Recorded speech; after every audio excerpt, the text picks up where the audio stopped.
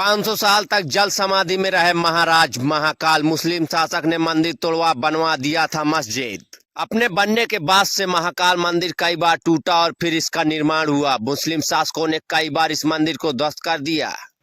औरंगजेब ने तो इसके अवशेषों पर मस्जिद बनवा दी थी। 18वीं सदी में मालवा पर मराठी शासकों की शुरुआत के बाद उज्जैन का गौरव लौटा और महाराज महाकाल मंदिर का फिर से निर्माण हुआ।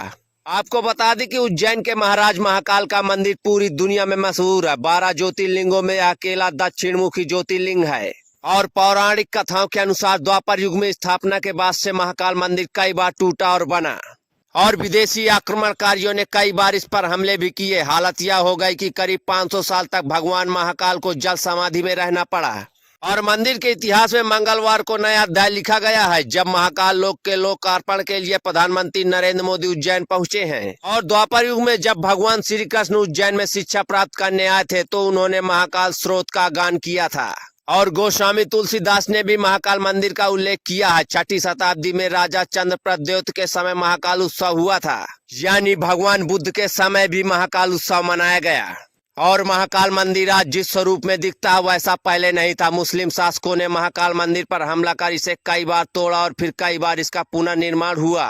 और 11वीं सदी में मोहम्मद गजनी के सेनापति और 13वीं सदी में दिल्ली के शासक इल्तुतमिश के मंदिर ध्वस्त कराने के बाद कई राजाओं ने इसका दोबारा निर्माण करवाया। और सन 1107 से 1728 ईस्वी तक उज्जैन में यवनों का शासन था। इस दौरान हिंदुओं की प्राचीन धार्मिक परंपराओं मान्यताओं को नष्ट करने का प्रयास किया गया और 11वीं शताब्दी में गजनी के सेनापति ने मंदिर को नुकसान पहुंचाया था। इसके बाद सन 1234 में दिल्ली के शासक इल्तुतमिश ने महाकाल मंदिर पर हमला कर यहां कत्लेआम किया और इल्तुतमिश ने उज्जैन पर आक्रमण के दौरान महाकाल मंदिर को ध्वस्त कर दिया था। उस वक्त पुजारियों ने महाकाल ज्योतिर्लिंग को कुंड में छिपा दिया था और करीब 500 साल तक भगवान महाकाल को जल समाधि में रहना पड़ा। इसके बाद औरंगजेब ने मंदिर के अवशेषों पर मस्जिद बनवा दी थी और करीब 500 साल तक महाराज महाकाल की पूजा मंदिर के अवशेषों में ही की जा रही थी। और साल 1728 में मराठों ने उज्जैन पर कब्जा कर लिया था और इसके बाद उज्जैन का खोया हुआ गौरव फिर से लौटा। साल 1731 से 1809 तक उज्जैन मालवा की राजधानी रहा